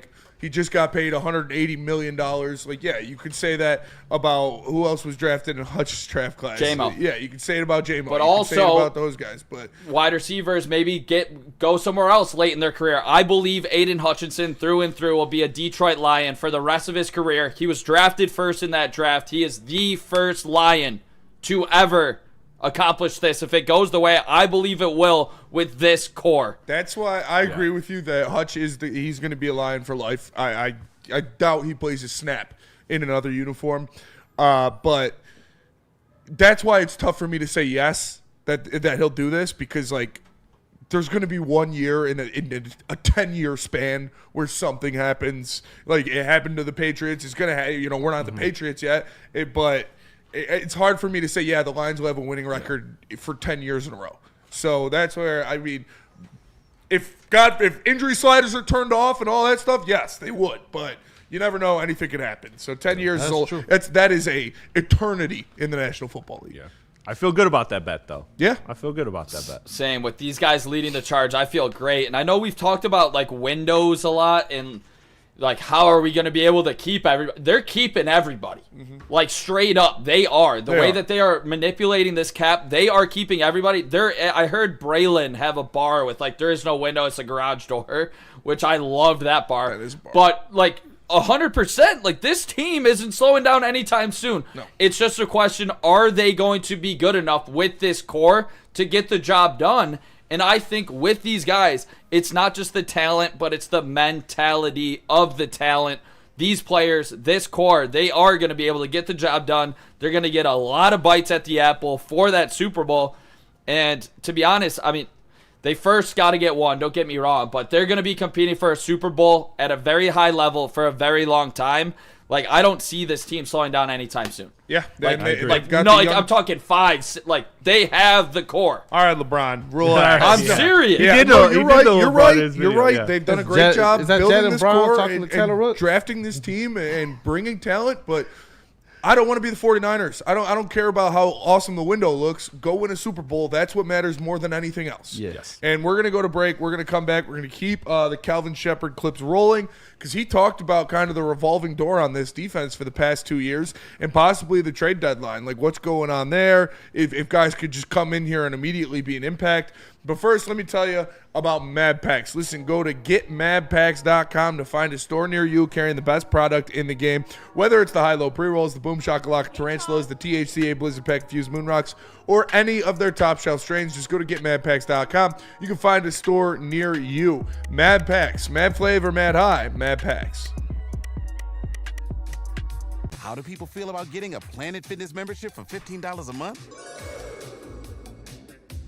How do they like working out in a clean and spacious gym that's filled with equipment for every workout? And how about free fitness training in the judgment-free zone that leaves them feeling energized all day long? Join Planet Fitness today with the free PF app, online or in club, and start getting that big fitness energy for $15 a month. Ever wonder what goes on inside the game? Deep ball's got a man and got him.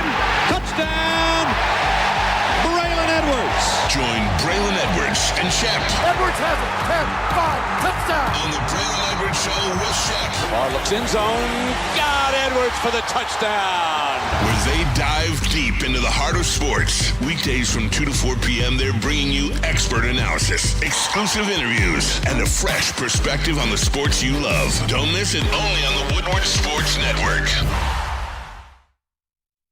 Walk into any Lady Jane's Haircuts for Men today. Open 7 days a week. Sit back, relax, and enjoy precision haircut, scalp massage, hot leather neck shave, and hot towel treatment from one of our talented stylists. Step up your game this season and take advantage of our $20 haircut special.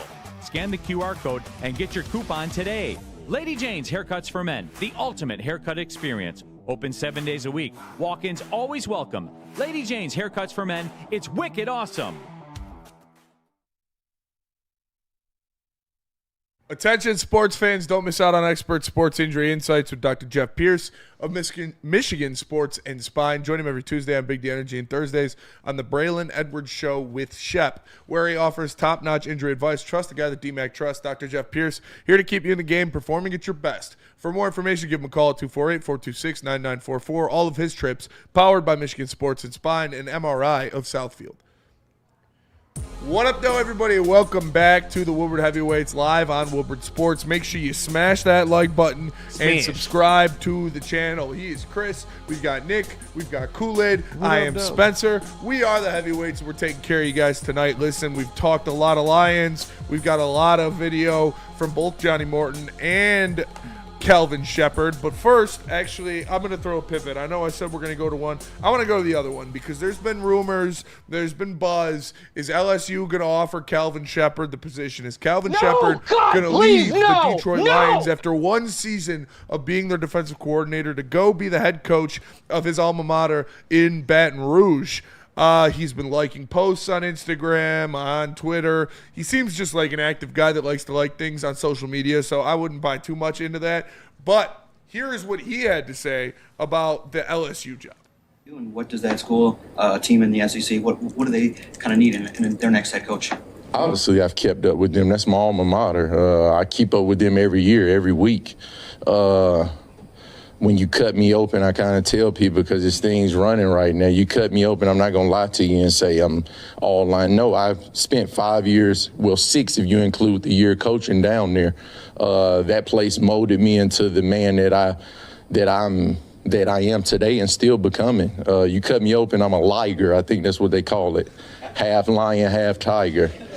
But, you know, that school expects championships, and they should. We hosted a trophy when I was there. They hosted one after I left there.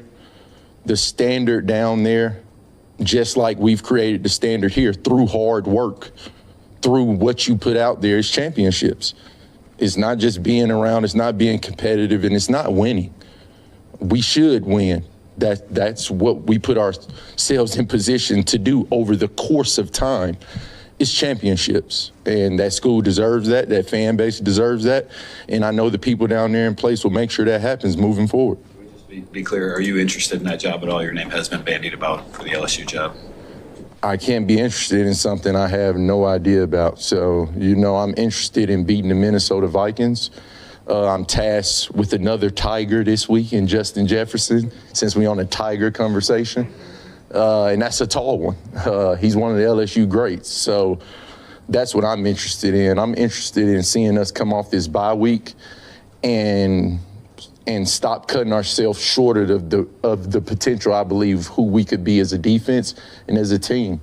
It's time to make this final push, and it starts with us limiting points, putting our offense in certain situations to capitalize off us giving the ball back to them. So it's a lot of things you can get into and speculate about, but the truth of the matter is nobody has contacted me about anything dealing with a job outside of anything I'm doing right now. And that's the honest truth. There you go. And we know that with this coaching staff and with these guys and with this regime, they're not going to lie to you. But they don't have to answer your questions either, because Kelvin Sheppard told us a lot of things that he is interested in, a lot of things that he is interested in this week specifically. But he didn't say he wasn't interested in the LSU head coaching position. He said they did not contact him, and he can't be interested about something that he doesn't know about.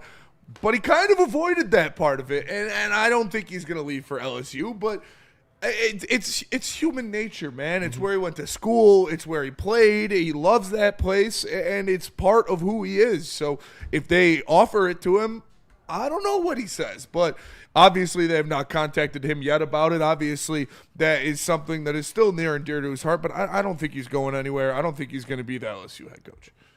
Brother, KG, listen to me. Listen to me. This job becomes available 3 times a decade. Don't even trip. like don't worry about it. This isn't one of those programs like Alabama that had Saban for years and years and years. And you know, they go through a lot of sweeping changes. And guess what? If this athletic director doesn't get this job, doesn't get this hire right, that one's gone. And you know, a new AD is going to bring in a new coach as well. So I think you got something very special here in Detroit. I think he understands that. I think he's focused on it. Man, I just love the way this guy answers all press conference questions, man. Like he just, when he brought up, man, I'm focused on stopping Justin Jefferson. I'm focused on the Vikings. Man, he's good, man.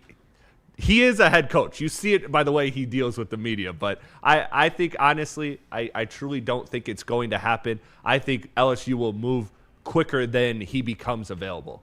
Nick, how do you feel about Kelvin Sheppard not saying he's not interested in the LSU head coaching job?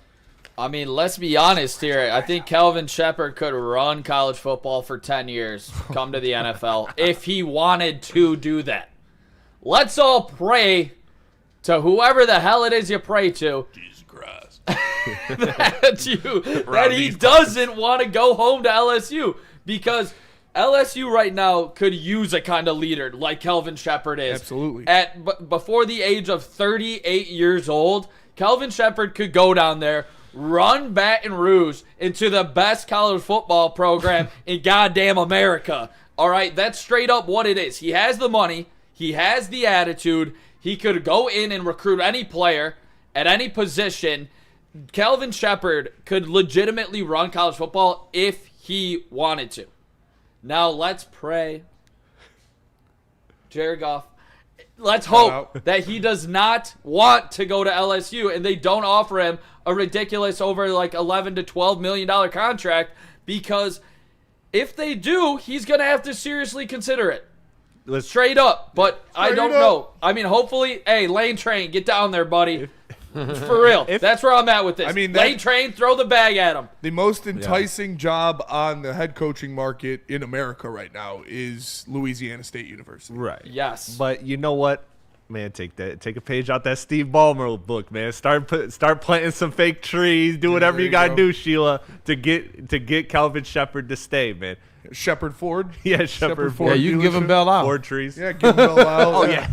Give him the naming rights to the next car or something. No, whatever. The Kelvin F-150. Yeah. Build a new bridge and name it after him. Honestly, though, I go back to this decision being made right now, so early in football season.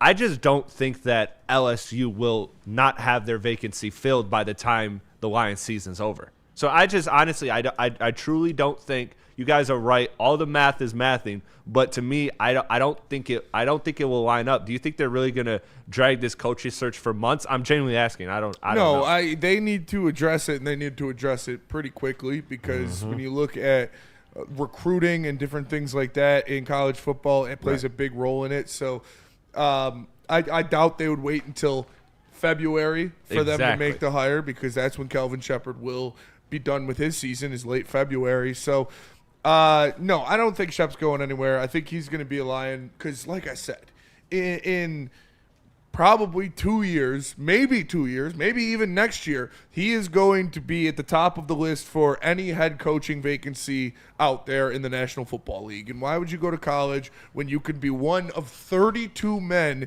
in the world to hold the position that you would currently hold? And it helps out the Lions. Give them a couple extra picks. So. I will say, there are a couple franchises that he would take LSU over. If I don't think so. I don't care if it's the Jets. I don't care if it's the Browns. Saints, I don't care if it's the Saints. I think that if you are offered an NFL coaching job, you take the NFL coaching job, because, like I said, you are one of 32 people in the world to do that, and that doesn't just go away. All right. We got more Kelvin Sheppard coming up next. He talked about possibly adding at the deadline, what you can look at in this defense. But first, tell us about Caesars, Chris. Let me tell you about Caesars Sportsbook. Caesars Sportsbook, you can get your first bonus bet back if your bet loses by betting up to $1,000. If you want to bet that Kelvin Sheppard stays here in Detroit, because don't bet the other way, but bet that Kelvin Sheppard stays here, you can use that bonus bet by scanning the QR code above my head and using the code Woodward1000. It's Caesars Sportsbook. Please gamble responsibly. How do people feel about getting a Planet Fitness membership for $15 a month? How do they like working out in a clean and spacious gym that's filled with equipment for every workout? And how about free fitness training in the judgment-free zone that leaves them feeling energized all day long? Join Planet Fitness today with the free PF app, online or in club, and start getting that big fitness energy for $15 a month. Big Big injuries, big news. Twice a week, Dr. Jeff Pierce from Michigan Sports and Spine joins Woodward Sports Network for the Injury Insider Report. Big D Energy Tuesdays at noon. Braylon Edwards and Shep Thursdays at 3:30. Get expert analysis and in-depth breakdowns on the latest sports injuries from the man trusted by top athletes in the community, like D-Mac.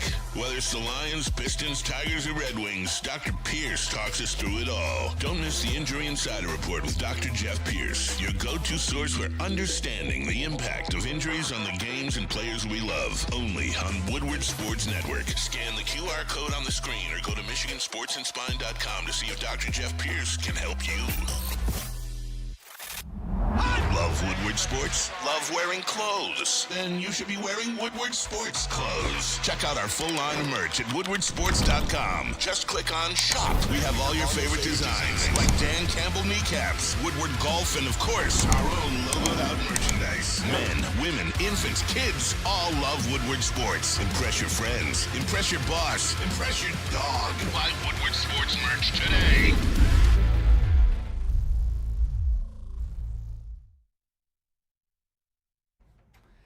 You guys know what it is. It's Sun Cruiser Vodka Iced Tea. You guys know what it is. It is legitimately the best drink in the game out right now. 4.5% alcohol, low in calories. It truly is best tasting, good buzz. You could have a few, you could have a ton, you could just have one if you want, but make sure you do it responsibly. They paired up with Woodward Sports for football season, and we're going to be drinking them all football season long. Make sure next time you're going out, make sure to try Sun Cruiser today. Dude, yeah, that's a great point. Just try doing drinking one of Try those? drinking one of those, dude. Come on, man. What up, though, everybody? Welcome back to the Woodward Maybe they gotta Heavyweights drive. live on Woodward Sports. Make sure you smash that like button for Chris, for Nick, for Kool-Aid. I am Spencer. We're the Heavyweights. We're talking a lot of Detroit Lions, both offensive and defensive coordinators, and Dave Phipp. Shout out to Dave Phipp, but do we want to hear special teams clips? I mean, Vaki's back. That'll be cool. But both coordinators spoke with the media today, and they had a lot to say. We got one more Kelvin Sheppard clip where he's talking about potentially adding pieces at the deadline and how they would fit on this defense. Here's what Kelvin Sheppard had to say. It depends on who the player is, the position of the player. Obviously, some positions are more complex than others. You try to plug and play a middle linebacker, that's impossible to do in this system, where we're at in the year and where we're at schematically. But obviously, I mean, those positions vary. You get a D lineman, you can plug and play them, tell them get off the ball and go. But I don't see a need or necessity to go and reach for anything or anyone. I think that's very disrespectful to talk about that with the guys that we've have, and I feel like the respect that they've garnered by the work they've put in through 7 weeks. But I leave all that up to Brad. They do a tremendous job. That's what I have a luxury of doing here. I get the luxury of just being a defense coordinator. I don't have to try to be the GM. I don't have to try to be the head coach. I don't have to try to be the linebacker coach because I'm surrounded by an ecosystem of elite guys in their kind of respective groups. So I'm able to just go up to my office and focus on calling the game on Sunday, Monday, Thursday night, whatever day that may be that week. And I'm very thankful for that opportunity here. Nick, I want to hear what you have to say about this. Do you think that the Lions don't need to address anything at the deadline? Like you said, it's kind of disrespectful to the guys in that room to say that they need help with the deadline. Coaches love to gaslight, man. They say he learned it from Dan Campbell. Dan learned it from Brad. Brad learned it from Sheila, but Sheila doesn't gaslight, so Brad probably started that Less one. need. But coaches just love to gaslight. You don't know shit. It's all good. But I just think it'd be kind of it's a little bit can't find the word I'm looking for, but it is a little bit obnoxious at a time where I don't even think that's the right word. They do need to add a depth piece at some positions, like in the secondary, like possible. Even with the Legion of whom? Even with the Legion. It's been one game. Okay, let's not start sucking each other off yet. Sorry. That is a quote. All right, there we go. Back to the desk. I'm all over the place. Yeah, I mean, I don't know what we're going to see when we talk about movement at the deadline. We know that Brad Holmes likes to be active at the deadline. He's done so pretty much every year that he's been a head coach of the Lions, or the GM of the Lions, whether it's adding a piece that you can try to make something happen with, like a Donovan Peoples-Jones, or adding a solidified veteran that you know what he's going to give you, like as a Darius Smith. So I do believe they'll add something. I do believe that they're going to get a piece, whether it's the reports that they've been calling about secondary help and edge rushers as well. So we'll see what happens. But Brad Holmes is cooking right now. He is on the phone. Pick up the phone and start dialing. He's trying to see what guys will offer. He's trying to see what guys are available. And I'm not going to freak out. I feel like this is the year where if they don't make a move, whatever. I'm not too mad about it. We talked about DJ Reed looking to come back in mid-November from his injury. Terrion Arnold is possibly going to come back. Ahmed Hassanin looking to join the Lions in the next couple of weeks. Sion Vaki and Malcolm Rodriguez have returned to practice and are looking to rejoin the team in actual games here in hopefully not this week, but maybe next week for Malcolm. They're getting reinforcements by guys getting healthy. Do you still want to see them add a piece? Maybe, but I'm not that stressed about it. Yeah, that's it, right? Is the fact that, you know, this team doesn't have the same glaring injuries at the deadline that it had that you're projecting for the rest of the season. You're looking at getting guys back. You're looking at right now being in a position where you are using your depth and you are getting quality production from your depth. But I still think it'd be foolish to not add at the trade deadline because you are in this Super Bowl window. We talk about how finite it is. And yes, they've done magical wonders to trick the salary cap and keep all their guys and stuff. And yes, this is a young core that you expect to get better. And yes, like Nick talked about, you expect to be good for the next 5 to however many years. But that being said, we just know how football is. We know how the window can change like that, and you need to be ready for it. And so I think Brad Holmes is doing exactly what he needs to do. He's calling, he's seeing, and he's looking at what's available, and I think he'll make a play. I actually feel like sneakily, I feel like he's going to make an offensive wide receiver move. I don't know why. That just seems like the move that Brad Holmes is going to make. He's going to get some wide receivers guy that could come in and maybe even contribute in special teams or even fight for snaps. I don't think it's a need by any means, but that's what my gut tells me. I do think he's going to make a move, and I think it'd be foolish not to when you are knocking on the door. You saw us a couple years ago crash out about it, and there was validity to it. Yes, the roster is better now, but you need to make moves when you are in the title window because guess what? You're not promised tomorrow. So I'm good with them making a move, and I think they will. Goulet, how do you feel about your DC saying it's disrespectful to talk about needing help at the deadline? I think for the last couple deadlines, I've been saying, hey, go out there and get help. And largely, I think they've proven themselves right. Last year it was about Jared Goff. If he could get things done, I know they had their whole defense fall apart, but they still had some type of recipe going. And so I've been trying to figure out how to get myself to just trust what they're saying that much more and lower my blood pressure because it would be better for my health and with my doctor. But, I'm just being free with you. It's like I know what I see. And I'm happy when it's generally in line step with what you guys are saying as well. But Brad Holmes has continued to prove he knows what he's doing. Like, he has the keys to what he's doing. Like there's a restore of a car. And there may be a generic way you can go and get the parts for that car. He's gone and gotten parts and know how to put the scene together in ways that don't go factory. And that's where I'm, with my relationship with Brad Holmes, I'm beginning to just try and trust. But obviously, Super Bowl or bust for me. Not that it's this year, but within this window or garage for the Detroit Lions. But I'm trying to trust him.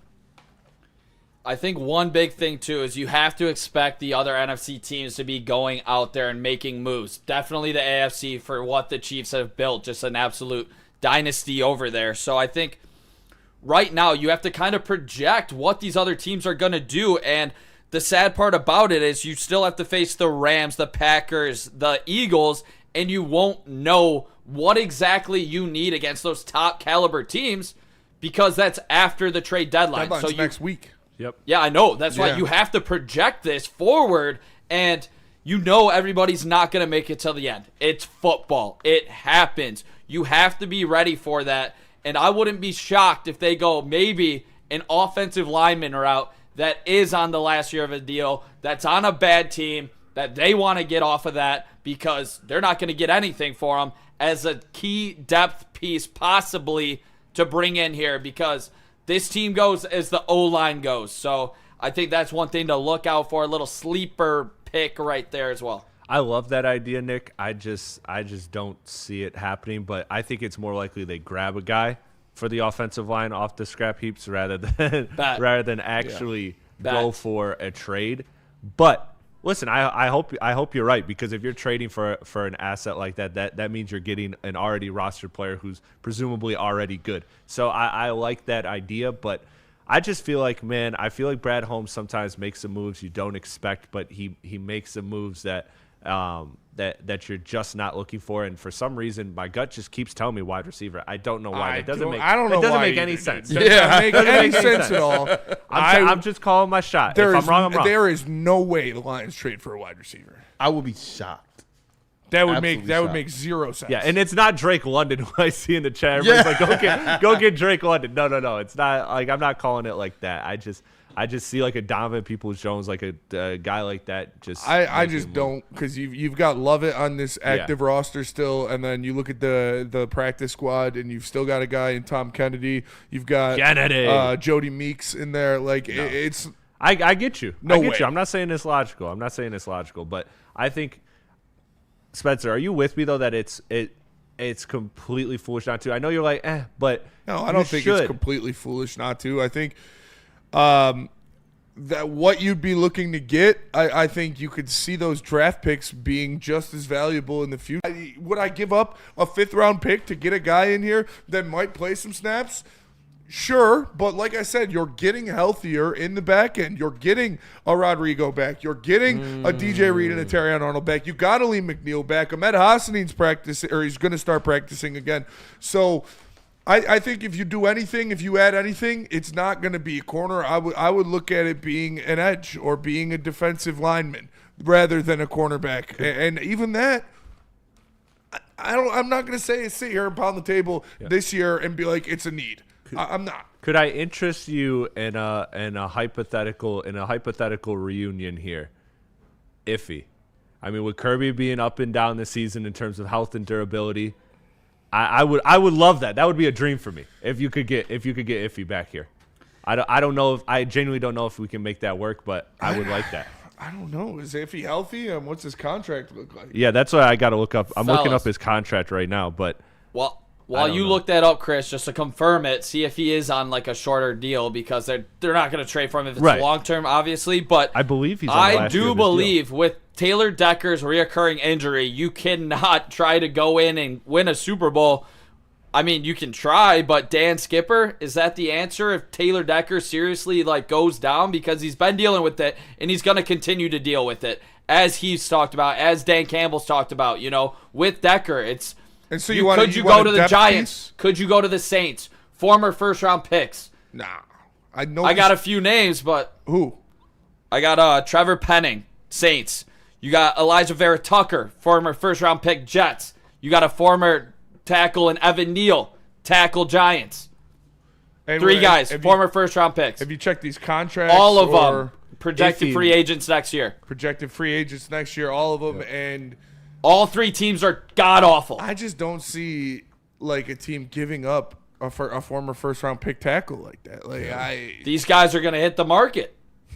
Or they haven't been picked up on their 5th-year option. I don't think Brad Holmes, though, is in the business of, renting a lot of people. I'm telling you, watch out for the offensive line. They know how big it is, and if they do go out and get one, it'll be telling to me how serious Taylor Decker's injury is. That's all I'm saying. I would love that, Nick. If I could pick anything to happen, I would choose that to happen, because I would love depth and health at the offensive line. Iffy, by the way, is in the final year of his contract, $1.17 million base salary, a cap hit of 2.5. Came in and balled when he was.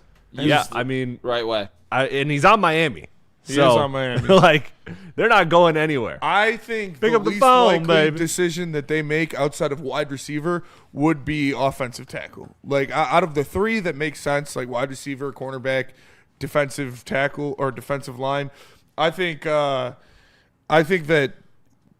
tackle is the least likely, because when I heard Dan Campbell talk about it yesterday, he pretty much said, no, we're not going to get an offensive lineman. We're good with the guys we got. So I have heard that they've called about cornerbacks. I have heard that they've called about edge rushers. I've not heard anything about them calling about offensive line.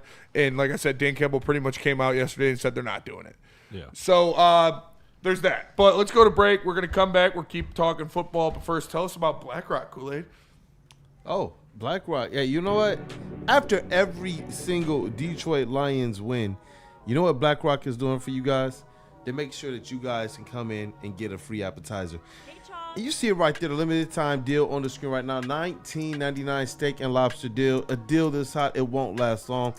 They got locations everywhere. And you know what? Me and Queen Kool-Aid, we went to BlackRock. We had a great time. We had to go back, and we're already planning the next time to go back because it's great food, great environment. They take care of you. And you know what was cool? They were like, wait, you in Woodward? I didn't know if we could even use it. They were like, don't worry about it. We still want to give you the Woodward discount too.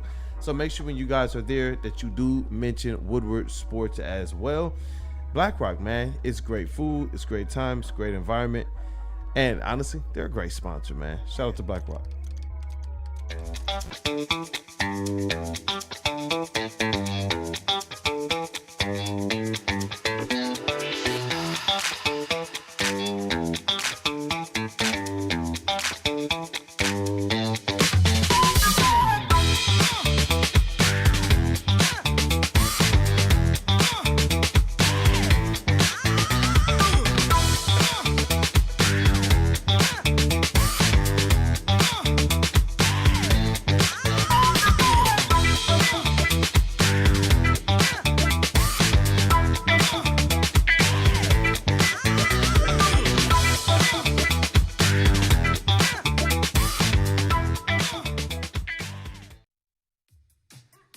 How do people feel about getting a Planet Fitness membership for $15 a month? How do they like working out in a clean and spacious gym that's filled with equipment for every workout? And how about free fitness training in the judgment-free zone that leaves them feeling energized all day long? Join Planet Fitness today with the free PF app, online or in club, and start getting that big fitness energy for $15 a month. Detroit has the best sports fans in the world. That's why they deserve the best sports coverage in the world. We are the Woodward Sports Network. Chevrolet, Cadillac, Buick, GMC. Make sure you tap in. Go to lessstanford.com, and you can get in the car of your dreams for a price that fits your budget. My guy Goran will hook you up. He got me out of my old lease and into a new one in 30 minutes. He can do the same for you. lessstanford.com. Les Stanford, Chevrolet, Cadillac, Buick, GMC. What up, though, everybody, and welcome back to the Woodward Heavyweights. Smash the like button and subscribe to the channel. Chris Platte, Nick Koloff, Brandon Kool-Aid, then I am Spencer Raxter. We are the Heavyweights. We got a super chat in there from Dante151. Says, not one team is going to trade an offensive lineman that is a part of the team's starting lineup. A backup lineman, sure. Starting players are usually traded during the offseason, and that's the problem. Yeah, like, you're not going to get a starting offensive lineman off of somebody, and offensive linemen that you'd be willing to trade for, or teams would be willing to trade for, I think you've got those guys. Like, would we trade? Would a team, if you team came up to you and said, "Hey, well, we want to trade for Taylor Decker," would you do it? Even Graham Glasgow. Hey, we want to trade for Graham Glasgow. Would you do it? Like, no.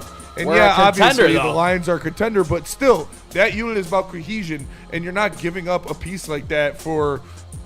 What would you trade for one of those guys? For a starting offensive tackle that's a former first-round pick, you're selling it like you're going to have to trade something good, and a team's not going to give up one of those guys for a 5th or 6th-round pick. Watch out for it. That's all I'm saying. If they seriously go out and make a trade for an offensive lineman, that signals to me Taylor Decker's injury is worse then they're portraying it. They're portraying it like it's not great already. I mean, they played him in their last game before the bye week. He's practiced in full so far all of this week. So how'd he look last week, Spenny? He looked banged up. He looked rough, but that's what's going to happen. How did Dan Skipper look out there? You think a guy that we're going to get off a scrap heap team is going to look better than Dan Skipper did, a left tackle, in 2 weeks of learning this offense? Like, no, you can't just plug and play a left tackle, especially with how important the run game is and how complicated this scheme is. That's not going to be the answer. If Taylor Decker can't go, Captain Savaho isn't going to be on the practice squad for the Jaguars. It's going to have to be the guys you have in your team, and that's what your head coach literally told you last week. We've got guys in here that if Decker can't go, those are our options. You're not getting somebody to come in here, learn this offense, get tight with the protections, get tight with in mid-season. It's not going to happen. If Decker can't go, if his injury has ruined him, you're not going to find a guy on the scrap heap that's going to save the team. And just giving up assets for that is bullshit. I'm saying watch out for it. I mean, you're going here getting yourself all worked up. Watch out for them going out and getting an offensive line. Well, watch out for them not doing it. All right. Also, chill out. You're over here yelling, getting yourself worked up. All I'm saying, there's a possibility. Yeah, there's a possibility. You're over here crashing out for no reason. Falls through the sky right now. You're out here crashing out, getting yourself worked up for no reason. Talking about realistic options, man, and you want me to just sit here and be like, no, you're right, I agree, good job. I think it's more. No, I disagree. I disagree too, Nick. I would love to be wrong, but I disagree because I think you talk about them being serious if they go get an offensive lineman. No, I think the statement you make is if that happens, Brad Holmes is a wizard because how the hell did he do that? Like I don't see the history of it. Like if we can pull up history of this happening, like what was the big context? We saw the big trade last year that the offensive lineman that the Vikings brought in, Cam Robinson or whatever his name was, from the Jaguars to replace Darashaw, and he wasn't good. And he was not effective, and he didn't really help that team that much. So like I said, if you lose Taylor Decker, you're not going to replace him with a guy that you trade for. If you lose Taylor Decker, the best option is Dan Skipper, or it is a guy that's been in the system, knows the play calls, knows the formations, knows the scheme, and can go out there and take care of business. Not a guy you're bringing in and having him learn all of that midseason. Yeah, just based on talent alone, you're talking about like them possibly trading, or like, what are you going to do, pick up another practice squad guy? Skipper was off this team. He is a practice squad guy. That's what they thought of Dan Skipper. Yes. That's what they told you. Absolutely. And guess what? He started 2 weeks ago. So that's also what they think of Dan Skipper. And your head coach came out there they started Manu first. He's okay, and he's what we got. Like, you don't what else is he going to say? Is he going to go out and trash Dan Skipper? No, he's Is he going to come out and say we need an offensive tackle badly and just mark down the trade value? Yes, if it's such a glaring need, if they see it as such a glaring need, they would say, we needed to get a guy in here. We got to go do something. But they don't, because it's not, and they won't. Like, will they get a practice squad guy? Sure. They're not trading for an all-star left tackle to put over there. I'm not saying some if first-round pick. If that was the whole thing, absolute was you guys said it's make or break, or it's a bad decision if they don't. It's a bad decision if they don't bring in a practice squad guy? Like, we're talking about a stacked team here, Spenny. That was the question. Look out for what? That was the question. I said offensive line. He said secondary. You said defensive line. Yeah. Do you think we're fists on the table to pound for a defensive line? No, but I'm looking not at the saying context that for an clues. O-lineman. I'm looking at the context I'm not saying that, and I never of us did. hearing reports of him going out there and shopping for a secondary member or shopping for a defensive lineman, and your head coach literally coming out and saying, no, we're good with the offensive line we got. And they also said we're good for defensive line. They have Davenport coming back. How about that? Yeah, that's true. And Taylor Decker can get healthier, and then he could be fine and good to go.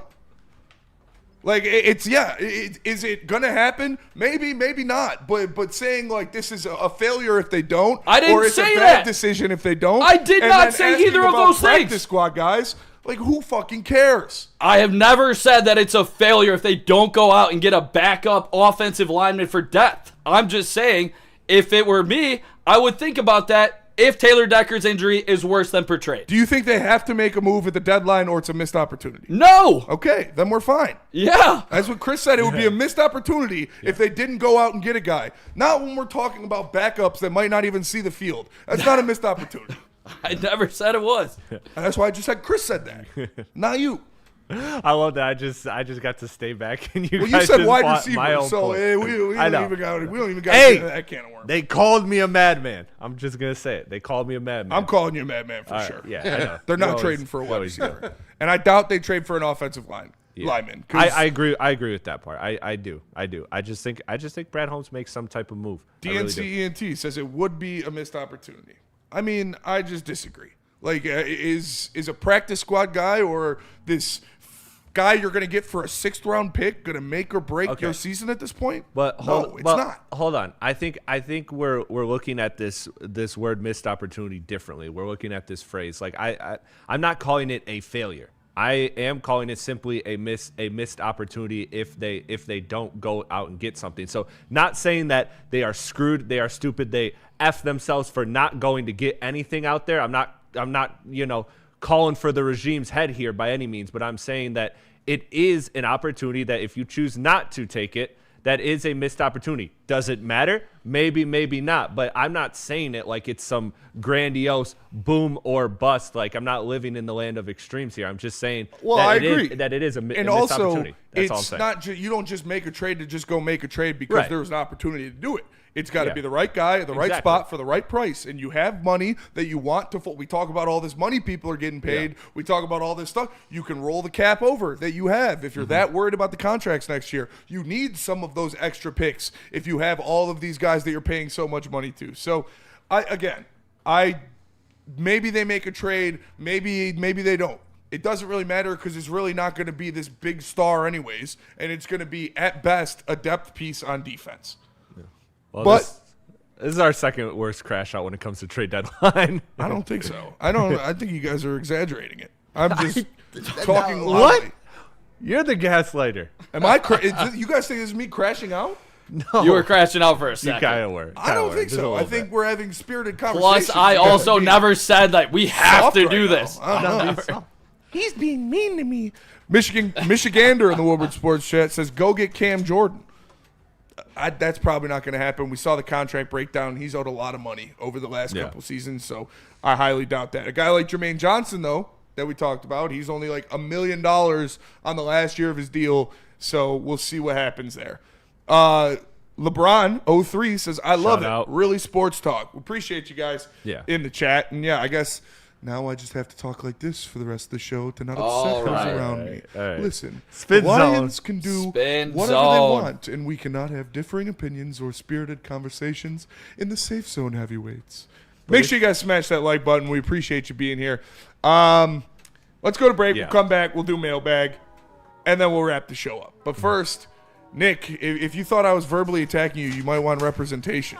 Who should you call? If you've been gaslit to the moon and back, make sure you check out corporations, the government, even your insurance company, because they'll do whatever it takes to minimize their liability and withhold your compensation. So, when something goes wrong, make Ven Johnson your first call and get a fighter in your corner. Contact Ven today at venfights.com. How do people feel about getting a Planet Fitness membership for $15 a month? How do they like working out in a clean and spacious gym that's filled with equipment for every workout? And how about free fitness training in the judgment-free zone that leaves them feeling energized all day long? Join Planet Fitness today with the free PF app, online or in club, and start getting that big fitness energy for $15 a month.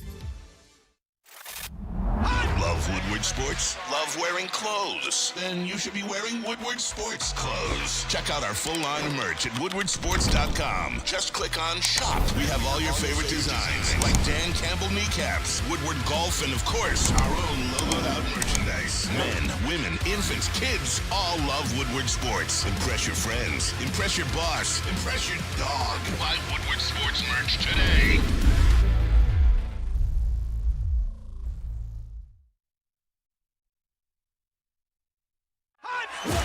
Ever wonder what goes on inside the game? Deep ball's got a man and got him.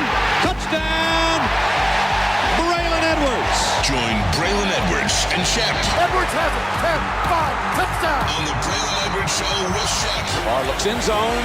Got Edwards for the touchdown. Where they dive deep into the heart of sports. Weekdays from 2 to 4 p.m., they're bringing you expert analysis, exclusive interviews, and a fresh perspective on the sports you love. Don't miss it, only on the Woodward Sports Network. Gold Crown. All right, guys, let's talk about something that takes your chill game to the championship level. That is Gold Crown. You know the slogan, smoke like royalty. Gold Crown is a Michigan brand through and through with some of the finest cannabis products in the state.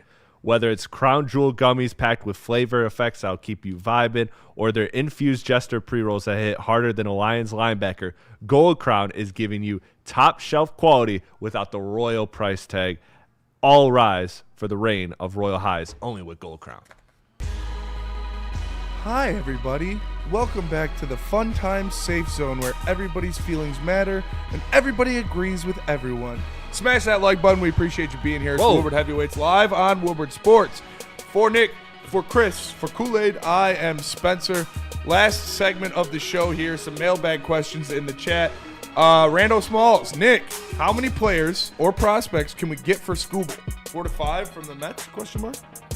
A, we should not trade Tarek Skubal. B, if you are 150% certain that he is not going to come back and you're not going to pony up the $400 million, you do have to think about moving him potentially, even though I would maybe go all in for this year because I want a World Series, but you're talking about 2 legitimate players that are ready to play at the MLB level and 2 or 3 top 100 prospects.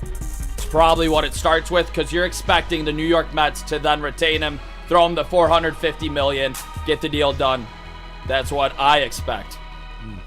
And once again, I would not trade Tarek Skubal. I would resign. I don't know what to expect because I don't know the last time this has ever been a scenario where a 2-time Cy Young winner is going to be traded midway through the last season of his contract.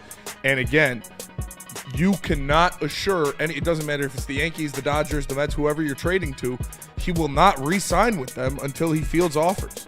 He has told everybody, we are going to free agency and we are going to hear the best offers that we can get. So it doesn't matter if you trade him to a team that wants to re-sign him, he's still going to take this to free agency. So you cannot promise anything.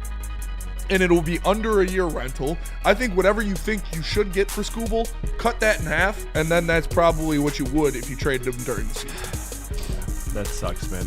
They're not trading him. I can't believe such a good player is so readily available. It's like insane. Yep. Like it's stupid. Yeah, it's dumb. Doesn't make sense. You don't move him. You don't move him. Baseball Savant disagrees. Or agrees with that. Riley Green, Max Clark, Kevin McGonigal, Jose Briseño, Bryce Rayner, these guys that you have preached and preached and preached about how you would regret if you made moves off of them, are dirt cheap and controllable for 5, 6, 7 years even. So it's just terrible if they do not re-sign their superstar who's going to be a future Hall of Famer. Shout out.